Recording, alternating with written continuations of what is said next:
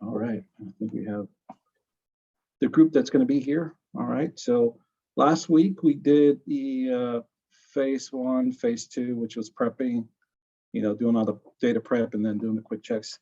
Today we're going to roll into phase 3, which will be finalizing, going tab by tab.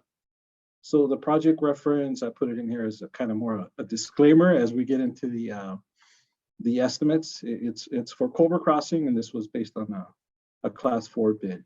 So class 1, class 2 will probably be a little bit more in depth, and it won't be as probably fast as what we're trying to do today. But at least this will get you through the entire process. So we looked at this project that I've got the model here. I have the model here. I'll show the renderings just to flash back to what we were doing. Oh yeah, the internet went down right before the meeting. Come on. And it was Culver Crossings. It was a job that we're going to estimate based on 5-foot modules. They were showing 10-foot mods, but it's this one here. You guys remember this one? Looking at that, we're actually going to do it off of phase 2. That had a bigger chunk of the work. So rolling it to where we left off last week. So as you can see, what we're trying to get to is a final estimate that gives us an overall number and a unit cost based on total square feet, whatever we put in here, total units. This is where we left the estimate last. We went ahead, filled up all the info, opening schedule, and we checked the data for the extrusions. We got more people in. Might have to re-snippet that participants do. And then we checked the glass. That's kind of where we left off. So what we're going to do today is roll into the agenda today is to tab by tab data entry, starting with the opening schedule. So we put in all the data here. So what's left to do, and I'm gonna go tab by tab. So opening schedule, there's a couple items that we're gonna do here, which would be a few as compared to some of the stuff that we do on other estimates, just to throw that out there. But on this one, we wanna count the number of units that are gonna sit on a sill can. This is, again, it's all window wall, so every unit on this one is gonna be on a sill can. So I'm just gonna go across. That makes sense for everybody. So every unit, every floor, this is multiple, it's like 5 floors, but every unit is going to be on a sill can. So we do count that. That's going to make sense when we get to the field portion of it. So that's one item we count here. And then, so that's the units on sill can. And then another item that was counted for this one was just the linear feet of, I did the head linear feet. And that's going to be mainly for when I get to the caulking part. And this was a class 4, it wasn't specific, but this is pretty straightforward. It's a unit that has a top and it has a bottom. So I just wanted to count the linear feet across here. And it did kind of round up a little bit as I went. As you see, I'm taking the width of the unit itself. I'm rounding up, but I'm taking the width of it just to get the linear feet of that unit so that I can have total linear feet.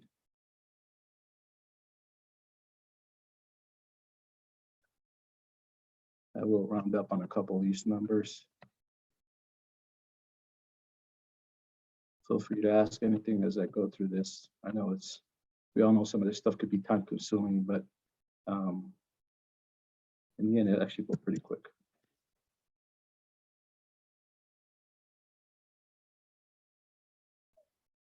Right.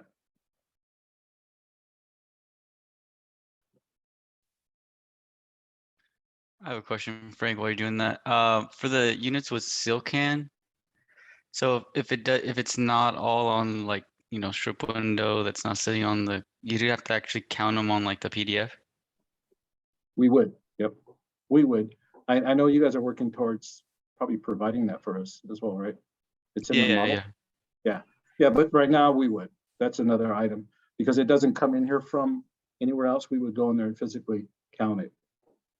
On this one, it's easy and straightforward because every unit, it's going to be on the SILCAN, but we would be counting it. Okay, just wanted to make sure I understood that.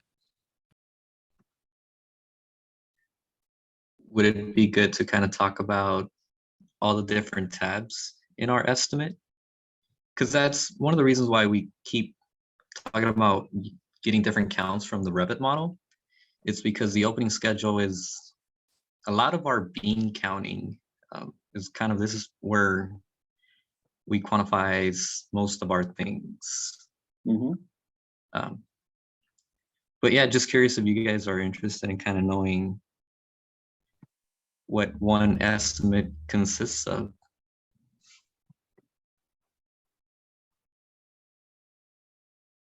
Yeah, that's a question for everyone, right, Pedro? What do you mean by especially that? like for the virtual design group, because I know we're relying a lot more on trying to get some of the data from the model. But just as a like, why are we asking for it? And a lot of it comes down to it's different counts that we're looking for our estimate. And a lot of it will be kind of like to minimize some of the work like Frank's doing right now. If we can get that otherwise. So what's like the main point of having all the head linear feet? Yeah, so like for now, since I have that data, when I get to the caulking part, I'll take the head and I'll double it. So I count the head and the sill, and that's my perimeter caulking. Again, this is a class 4, so it's just to get pricing in the estimate for that. And then if it has a caulk joint on the inside, which it does, then I'll double that. So this is just getting that perimeter. And this one has a lot of corners, so we have a little bit of buffer for potential jam, but this is mainly counting a big chunk of the linear footage. Okay, so but it's for the perimeter caulk joint on the head. For me, this is all I'm really counting it for.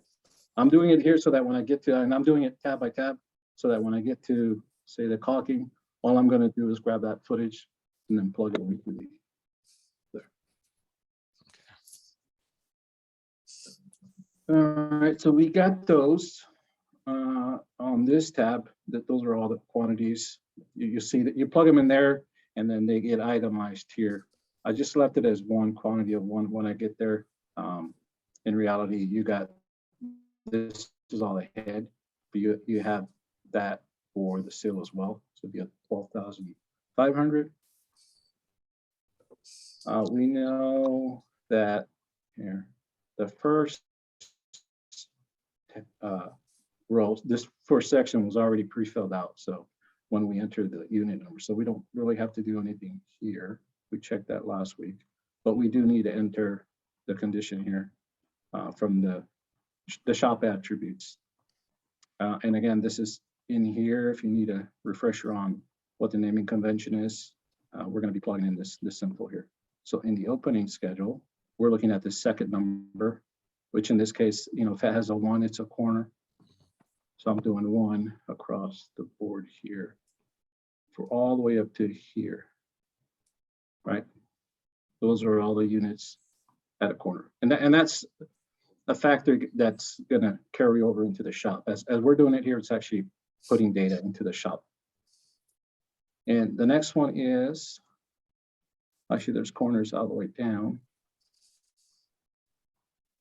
to here. You guys are seeing the same thing I'm seeing, right? That second number is a corner. So I've got corners all the way down. And then I've got brackets, which is the 3.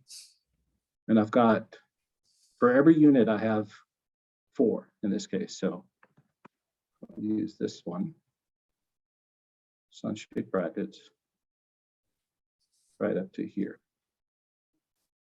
And then when I come down to here, we're actually jumping down to 2. And then we're back to 4.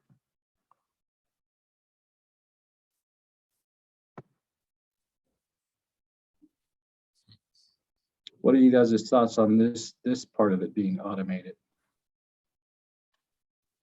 I know, I don't think we. Fantastic. 1, 2, 3, 5. This one actually has 6. So Come on, Robert, you can figure it out. I was gonna roll back to Robert. All right, so we've got the brackets. This one actually has 4. This one has 2. I'm only counting the 3s right now. And then the next one's the door.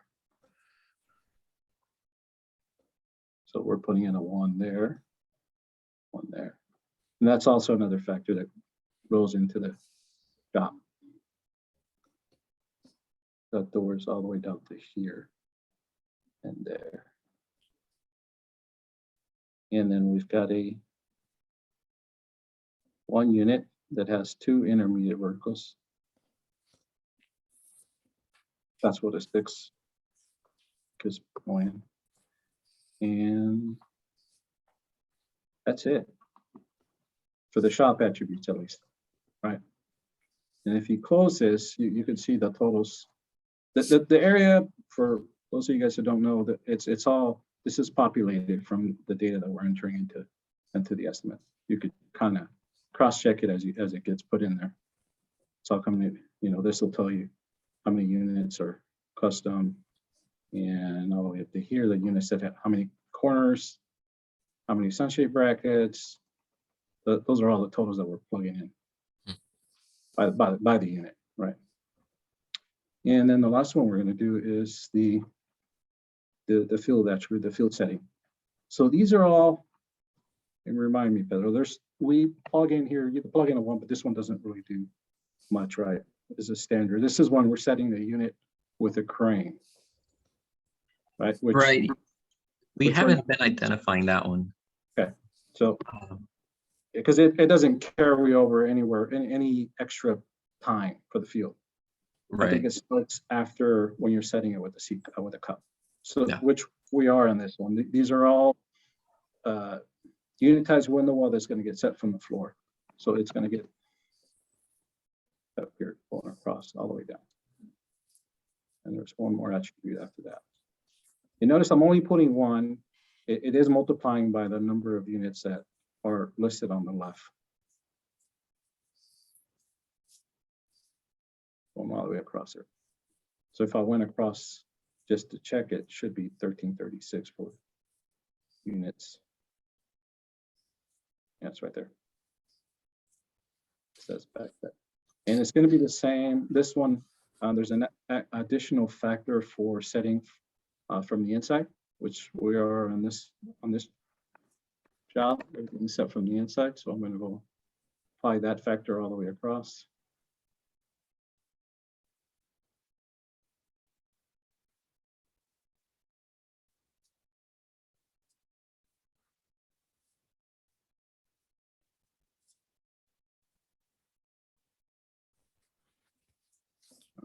And that is it. None of these units are hassle. They're all pretty straightforward. So Frank, Mhm. so from like the data that we give you, like how would you know which units were on the sloped wall? Like how would you, or like if things are being set differently around the project, like how would you know which units to mark as sloped? And Oh, well, I'm going to guess that you probably put a different designation on this. Would have it appear in the number. I don't know if sloped is one of those. Is it? yeah, I mean, I don't think we designate any of the field set types. Like, Also, you know what? I think we would probably put a hassle to it. Right? Like on the 10-foot wide units that were on this job, I put an H. I added extra factor because there were. So that is like if I flip over to the shop, just to jump a little bit up over. That's where all this data is coming into. Like if it's this is in the fab. Actually, let's go to the field because you're asking about the field. The field. I see like all the units that are set with a couple extra 10 minutes. The units that if they were a hassle for however many units you had in each, it'd be an extra hour. Right. So I think maybe James's question was more so like, how did you get that information? Because right now the virtual design team isn't identifying that. So it's more of like a manual, you're going around the building and assigning those, like how we're setting it based on logistics. plan. Yeah, that, yeah, I was gonna flip to that one. It is coming from, we didn't do logistics on this one, but we did it on this example here. On our end, Mike kind of does a logistics, and he would say, okay, all this on this job, which is very similar, is gonna get set from the floor. So, and if he had some that were, oh, this is gonna get set from with a forklift, he'll put their, in his elevation drawing, he'll say, okay, these units are first floor. He'll tell you all the equipment that he's going to use. Like here, this will be different than the units that you're setting for the typical floor, right?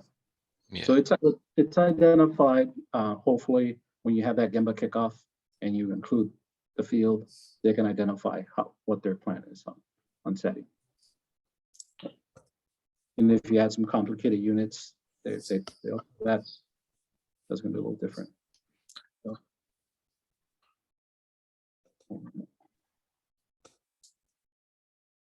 Good stuff. Any other questions on the opening schedule? Yield, data. So this is all stuff we have to currently are having to put in, which is, I'll tell you, it's a lot less than what we used to do, because it used to be a lot more that we have to count.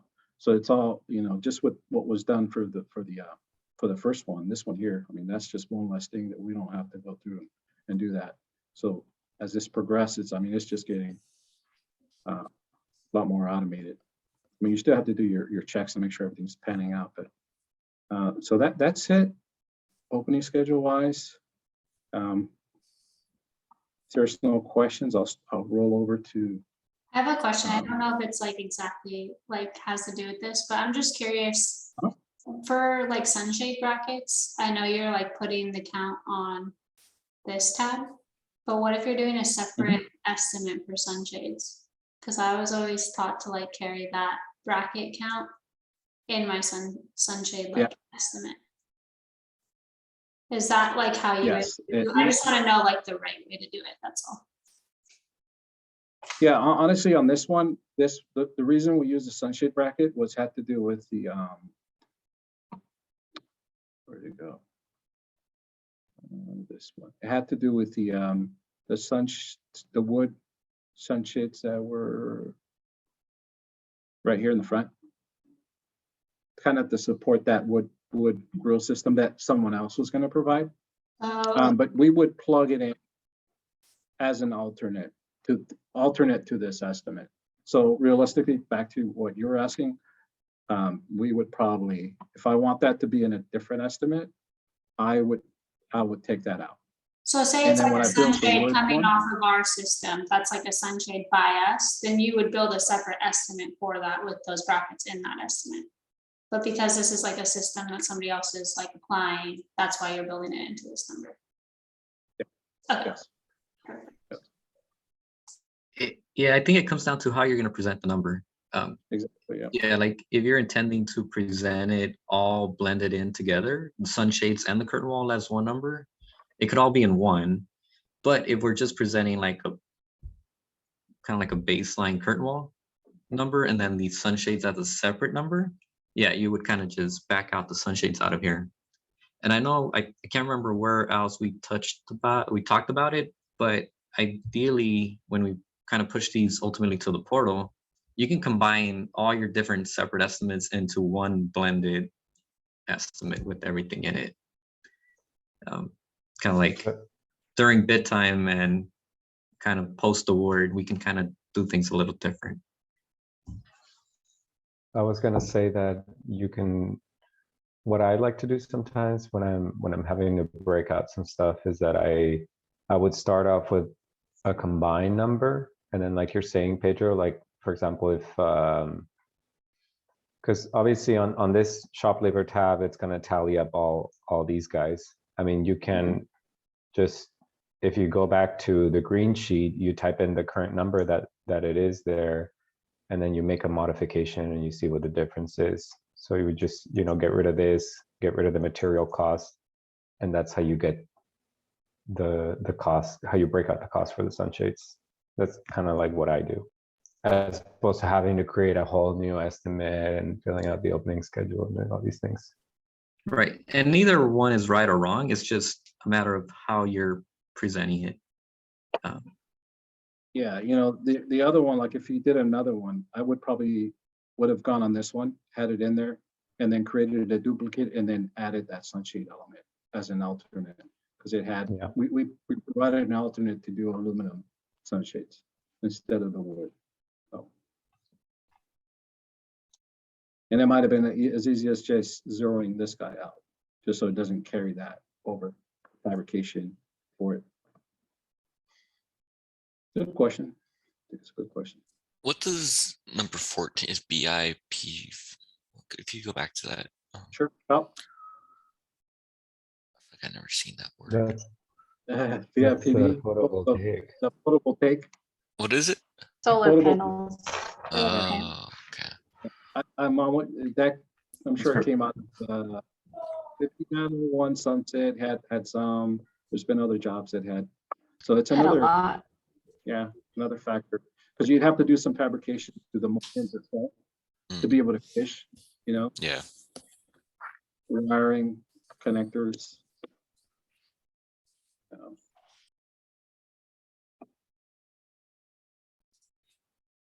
All right. Other questions? Okay, let me start on the material tab. What I like to do is just kind of work down as that way when I get to the bottom, I go, okay, I've covered just about everything when it comes to material. So that's kind of the way I'm going to run with this one. And there'll be a little bit of bouncing into the tab and then coming back to the material. But so going into here, this job doesn't have any buyout windows. I like to just, if it's not here, if it's not in the scope, I'll close them off. Let me zoom a little bit. So everybody can see. There's no stone on this project. So when it comes here to the glass, we haven't plugged in the number yet, right? So this is one example. I'll jump over to, because this is going to populate from the glass tab. So I'll flip over to the glass tab. We know we have all the glass sizes, so we just need some glass pricing. And to show you where this one's going to be easy one for this project, because we're going to plug in the number from the quote that we got on this job. This was a class 4, but we actually needed to go out for glass pricing. So the 5-foot mod pricing, the cost per square foot was $19.42. It was all lumped in as one single price. It wasn't incremental, like you're under 50 is this much, you're over 50 this. The way that Krista Kerber prices was exactly that. We gave them all the sizes and they said, here's your whole project, total square footage. It comes in about $19.42 a square foot for the 5-footers. You can see the big cost difference to go to the 10-footers. There was practically a little bit over double. So this is the number that we're looking at. 1942 is the one I'm gonna plug in for this glass makeup. Just want to share that with you guys. So it'll vary from estimate to estimate, but this is, and again, if you were doing, this is all 1942. All of it's going to get priced at the same. Any questions on that? Because I know this, everyone's clear on this, why we're doing it this way, right? Because everything is priced at 1942 a square foot.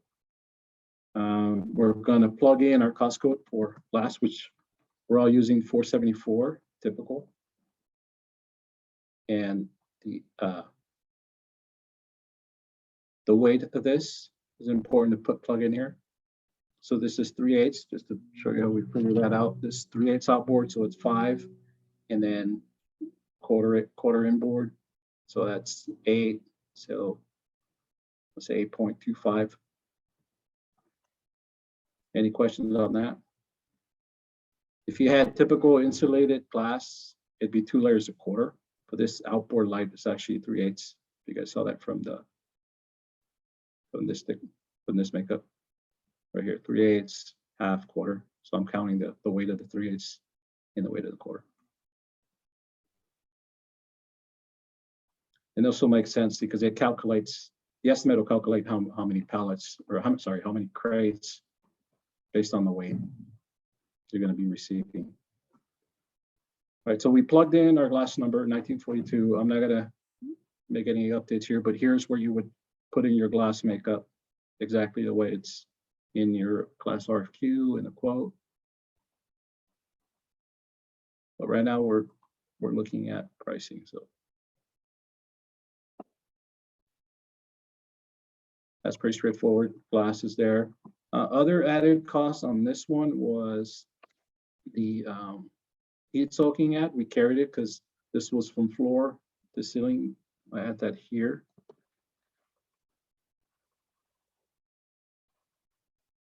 And we're going to carry this. It wants to have the same description, G01. And this went across the whole entire footage. This one here, square footage. And then on this one, the cost was $2.50. And that's coming from this one here, the heat soaking eye. So we carried it on this project as in the base, because it made sense. This was class 4. We could ask the question, we probably would have got the answer, so we just carried it, because being that we're familiar with who the architect and the ownership would probably want to carry that. So we carried it on the base. So that's your, another thing I kind of like to do, if I plug in something, I kind of do my highlights just to know that I enter data in those cells as I'm going through that. So I plug that there, got my glass. And I also have been doing this. I don't know if some of you, especially on early jobs, carry design premium based on the footage. This could vary up, plug in for this one, say 50 cents. Especially if it's early on. As you build the estimate, you might end up having to go back and maybe this goes into something else, but you're carrying some kind of premium just for coverage as you're building it. If I flip over to material, now my glass is actually populated in here. Right. It's a big number. So, and then you could also be checking your unit costs and see how it's tracking, see how this number, cost per square foot, starts going up. Your total number starts going up. Right now we're at 74.86. We still got a long way to go, but okay, so we got glass in here. And then I'll keep going down to here. Unit packaging, I'm gonna leave, but we could talk about it. There's a lot of values here for packaging. This is your pallets. So this gets calculated based on your total number of units that comes over from the opening schedule. All the data that we plugged into here at the beginning is starting to populate into other tabs. This being one of them. It's taking your total number of units, for example.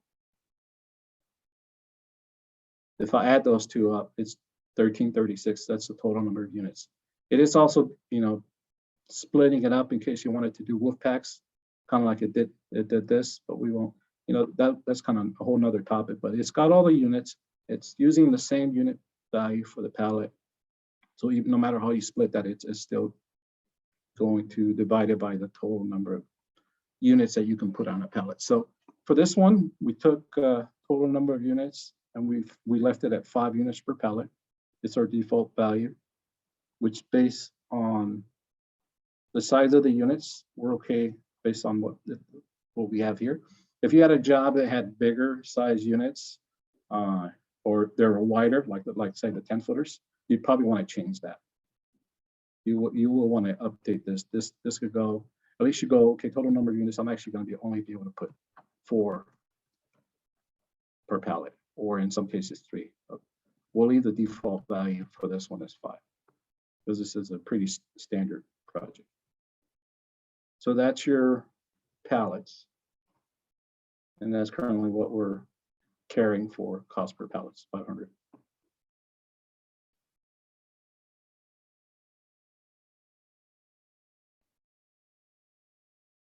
All right, no questions there on pallets? Do that, check that. When we go into embeds, this is a unitized window wall. I'll show you this. Just so we're not gonna need any embeds. This is floor to floor. the detail that we used or that we anticipated, because this was class 4, so we didn't get any details. Let's see, we use the details here.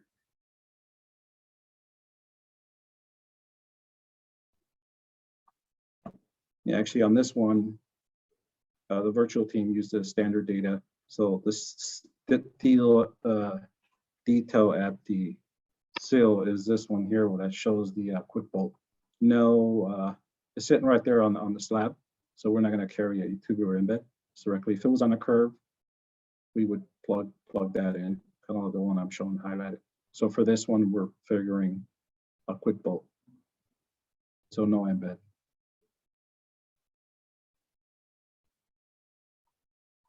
I can close this guy off. No Mac clips, right? This is window wall.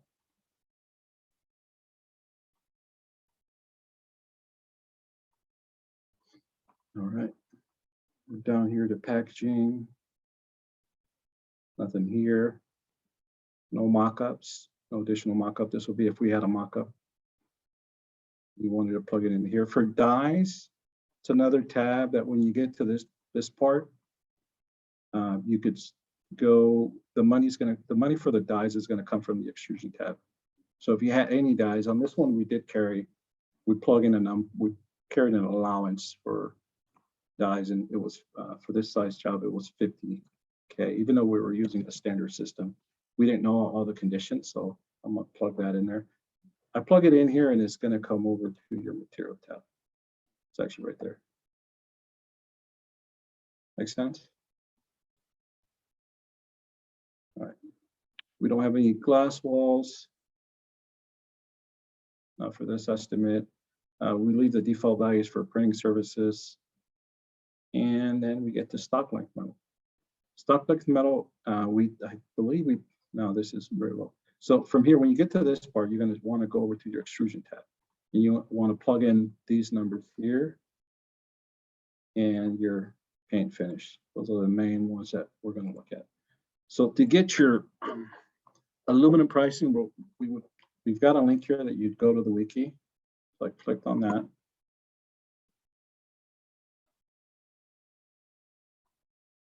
Just to show you guys where it goes to.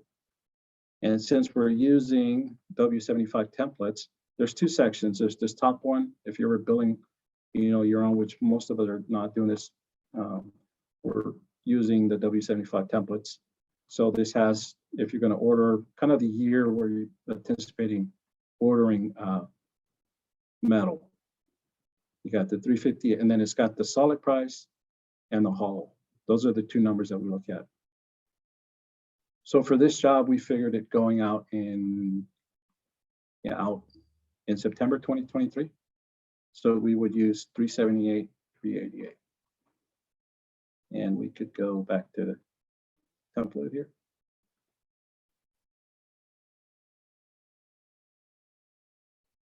What was that number again?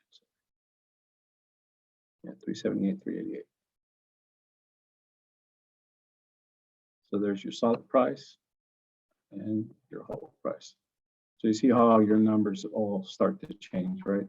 Now you got your cost for your metal. Now you just need your finish.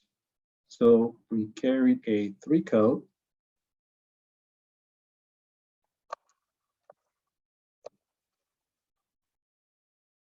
We didn't know necessarily what the finish was because we didn't have any specs, but we went on the higher end.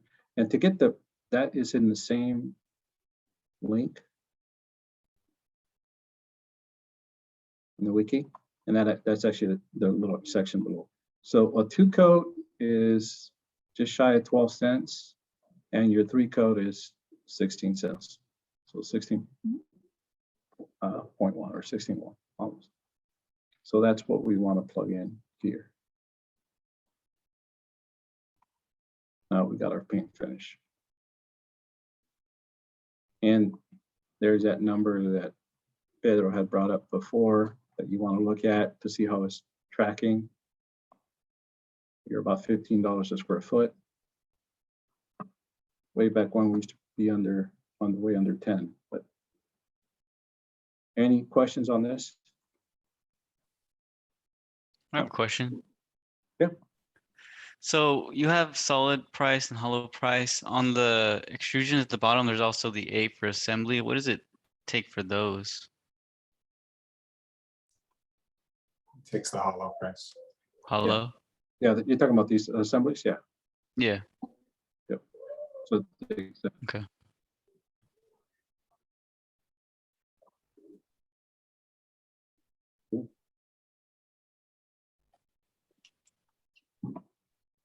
all right. Any other questions on metal? I have another one actually. On the one of the things Bill brings up is the strut. Also the what is it? He needs to know the assembly for the strut. Is that also included there too? It is not. I mean, I think he was talking about being able to figure this out. I think I brought that up, you know, I brought that up when these details came around. How are we gonna, that same question, should we consider the two-piece dog bone? How are we counting that? Because it isn't, but I think something's in the work for that. Right? That's exactly, this is the piece that Bill keeps bringing up, the assemblies. How are we counting that if it isn't? You used to, like, if we did our own takeoff, we would plug that in as a piece, maybe as the number, as this number, 270,000, and then count it a part of that sill. And then whatever footage you get, you'd plug it into here. Got it. Yeah.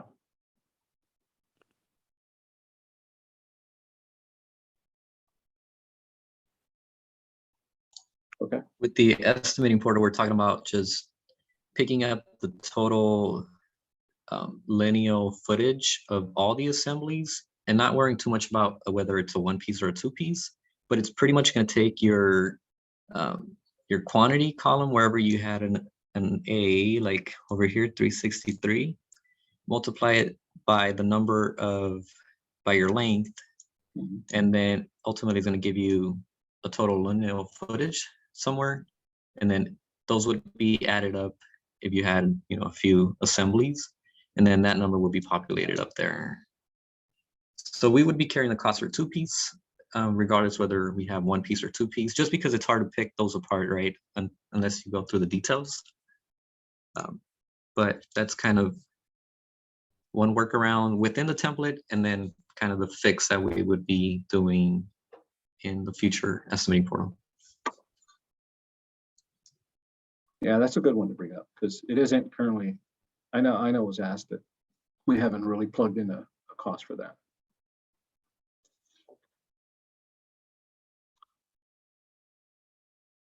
Okay. So flipping back over to material tab, we got to here now, our metal is in here. We're going to keep going down the list here. The sealant cost is automatic now too. This does come from the perimeter, right? We're leaving these values here. The sealant, the gaskets. You see, I was using the perimeter foot of whatever is in the glass tab. So whatever, when we get that data that gets populated in there, this is actually automatic. And we're just kind of tracking these numbers here, the 55 and the 156. As opposed to what we used to do where we go and itemize the whole list before. Right. All right, so fasteners. On fasteners, what we saw on the detail was that we're actually going to count this guy here. Right, the quick bolt, nothing else. And for this one, we're going to have two of these per unit. Since these are 5 footers, 5 foot wide, that's what we're figuring. So we're counting 2 of these in that. So I'm going to go to here, and they're at $5 a piece. I'm going to take my total number of units.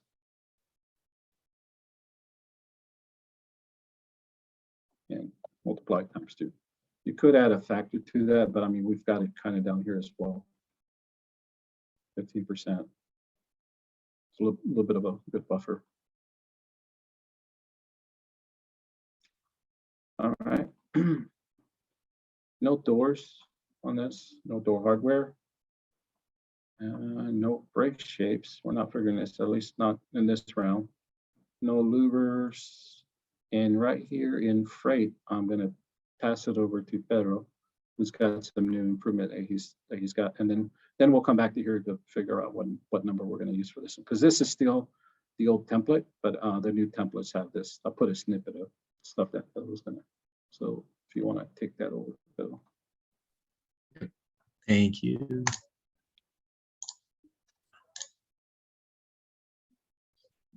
The screen looks all right. That's good. Cool. All right. So after you've filled out your opening schedule and you have a total number of units, that number gets tabulated in different areas of our material tab. First up over here, when we're figuring out the number of pallets that we would need. And at the same time, we're figuring out the number of trucks that will be, that we're estimating. That number then gets brought down to here, which is very similar to what it was previously doing, right? We were getting this number plugged in here. However, we didn't have this table now.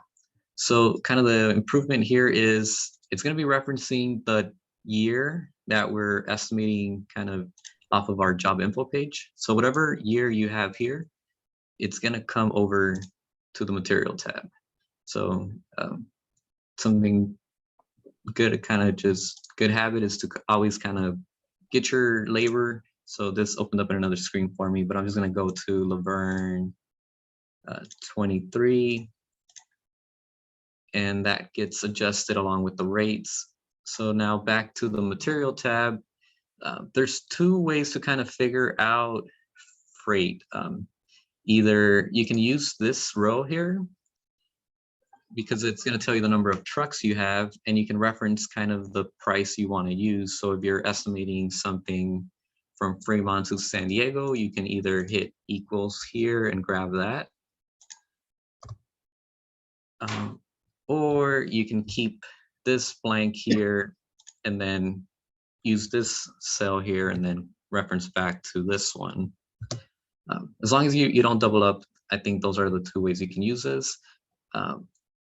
And because now we are using kind of the true cost without any padding or anything in there for escalation, the overage column is now where we're putting our protection and forecasting our price for in the future. So for 2023, we're putting 35% on it. And that's going to be our cost. As compared to 71,000, what we're actually going to be carrying is 96, almost 97 there. So that's kind of the way I envision people using it. I don't know if there's any questions or there, but that's kind of the main thing. Is you don't want to overwrite these, and if you're using the year off the job info page, should roll pretty smoothly here.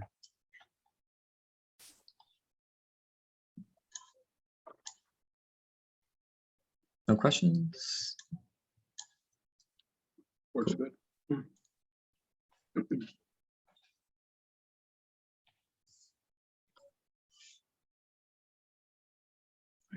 Thank you, Pedro.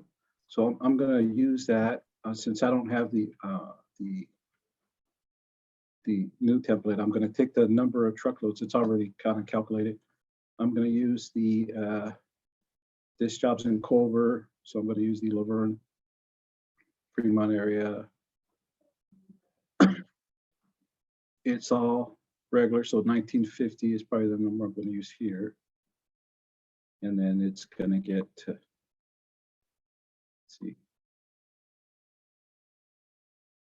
What was, it was 35, 2023 was 35%, right? So I'm going to take 1950, and I'm doing the manual because I don't have those here, but I'm going to add 35% to that.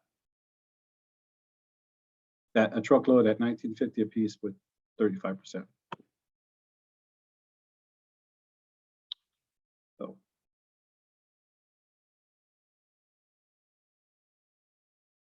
Let's see, how much would we carry before?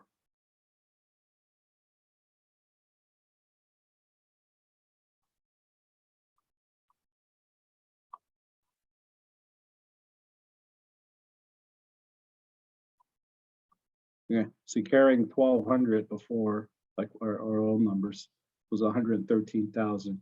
So this number is a little bit up from these values, right? With that overage, 243. If we're using that 1950, but I'll leave that there. I'll just highlight it. All right, for protection, what I've been doing lately is, especially on bids like this, class 4, I'll put a design premium just based on the footage of the project. And I'll put a value, say 50 cents a square foot, similar to what we dropped into the in the glass tab. And as you're building it, you could decide to kind of shift this around, but being that this is very early, there's a lot of things that we really don't know. This is kind of where I put a little bit of buffer. I don't know if you guys are, some of you guys are doing this on some of your estimates. All right, no questions on that. Rolling into equipment. All right, so in equipment, starting with the crane, I'm going to show the logistics plan just to give you an idea. So what we're going to figure, or what we figured on this project, was using the crane to unload the truckload. So we've got our total truckloads here, right? And if there's a little note here that says, you know, base it off, if you're going to use a crane to unload, base it off of 6 truckloads per day. So if I took that, I'm going to take my truckloads and I'm going to divide it by 6 days, right? I've got 15 days of crane time. And I'm using $3,000 per crane, or per day per crane. And to show you what that is in the logistics,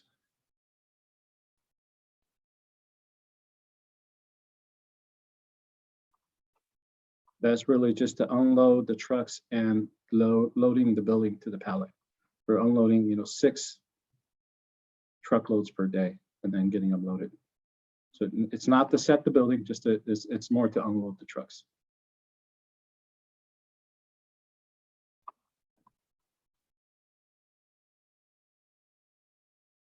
Okay. Questions there? All right. So we have some default values here that are preset based on your setting 15 units per day. It's taking that and it's going to say this is how long, how many, what you're setting, anticipated duration will be, and then it kind of rounds up. So that's where you're seeing these 6s here. It's taking that and it's rounding up. It's taking this guy and it's adding a month to that. So it's actually coming up to 6. That's your anticipated duration based on your total number of units. If we said we could actually do more, we could actually do 20 units per day. You'll see that'll change, or if we did 30, like we used to, or potentially do. But we're estimating, so we're calculating 15 units. So that's what this is doing here. So we have to plug in equipment. So we're going to use a forklift on the job. So a forklift, the value we're carrying is 4,800. It's currently what was carried for this one. And we're going to need a scissor lift at 580, and your boom lift.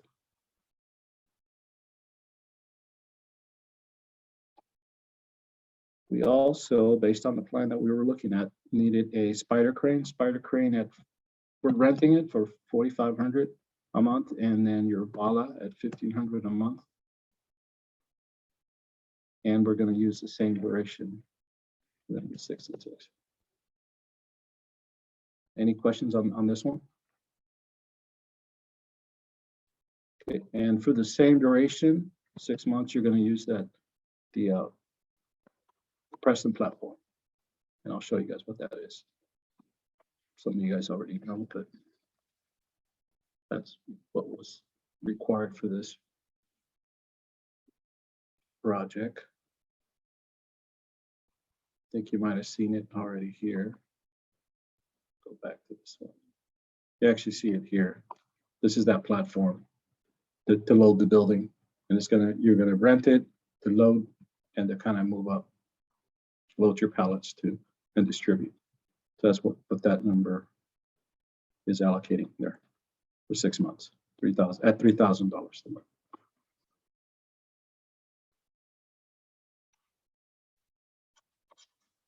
No questions here? Okay. We don't have composite panels. Well, something to point out on the equipment. I know this is based on some of the automated stuff that you see there. A lot of us like to kind of cross-check ourselves here on the equipment costs. I just kind of flipped all the way to the green sheet, but you know where this value is coming in based on the equipment. So depending on how you're setting the job, this is a good one to kind of track whether it's in the it could range up to $3 per square foot. But anyway, something to point out for equipment. No composite panels on this one. For travel, we're just going to carry, based on what we have here, based on the hours, we're going to carry $20 for parking. We don't know yet if parking will be provided, so we're going to carry an allowance. We don't have any bending. This will be if you had some kind of curb moyens or you had to get something bent. No equipment purchases, none of this other stuff. So that is all the material tab. So all that we plugged in, looking at the green sheet, is kind of spread across all the different cost codes. And that's currently what we have in there for material, about $51 per square foot. Right. Hey Frank, I have a request. There's a couple of us that have a meeting at 2. Do you think we can maybe schedule like part 3 of this to like finish off like shop and field. You guys, yeah, sure. You guys but you mean for when though? Like later today, or because I think there might be already something scheduled. Oh, I thought it was done after today. Sorry if I misspoke. Well, it is done after today. Okay. You're right. But I think if you were thinking next week, I think Vince has a class next week. Oh, okay. Yeah. Well, I'm hoping, Nicole, that maybe we could go through that, the rest of the stuff. I know the material is the one that takes probably the most. Thoughts from everybody? Keep going, or you guys want to reschedule?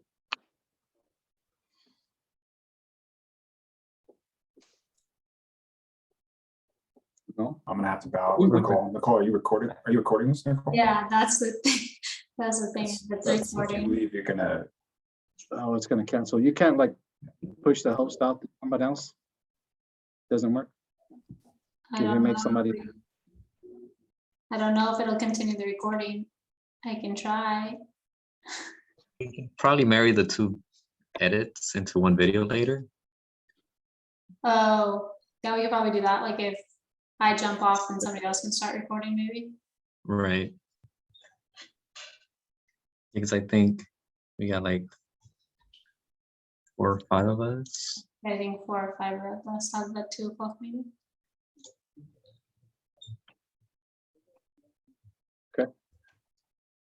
Well, we could try it.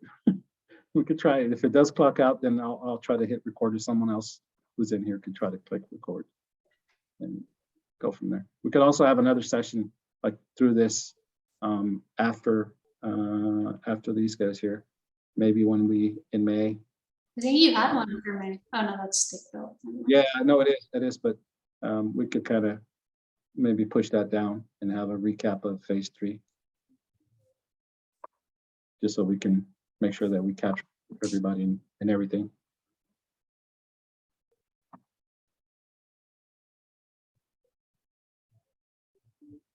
Okay. All right, so we left off, we just finished material tab.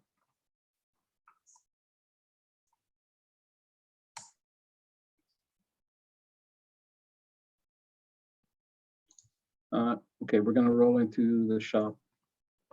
Most of the shop is already done. There's only probably, for this job, probably only one thing to really do. Zoom in on this. Nothing on this one doesn't have any head counts, but we're gonna count our steel tracks for fabrication, because it does count everything else, right? Your unit fabrication and all that. The only thing that it will not count is your steel tracks. So we're gonna base it off, I'm gonna take the total number of units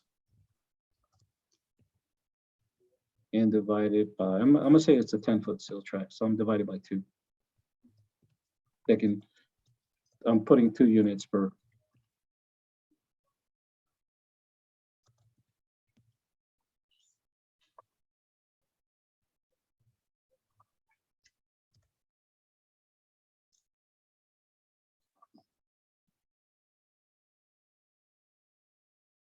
No, go a little mark there.